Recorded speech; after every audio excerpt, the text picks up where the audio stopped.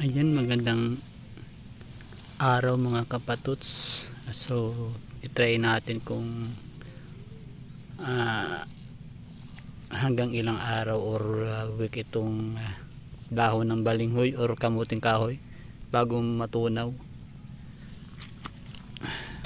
So bali taninim natin siya dun sa gitna ng alugbati na ating itinanim, tapos tatabunan natin siya ng lupa.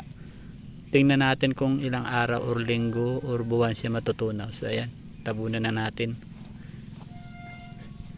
Ito ay para magsilbi siyang pataba na rin dito sa sa lupa o pati sa tanim, para gumanda yung ating lupa.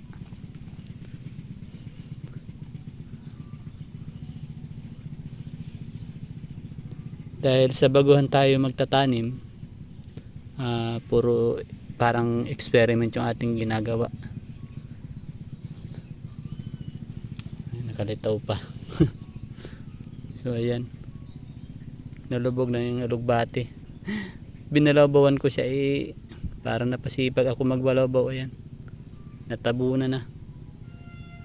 Malago naman yung kanya, pero sayang din ito kasi masuwi pa ito Masarap itong alugbati.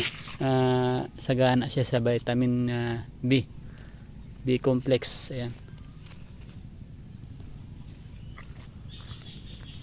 So abangan natin kung ilang araw o linggo ito matutunaw yung nilagay natin.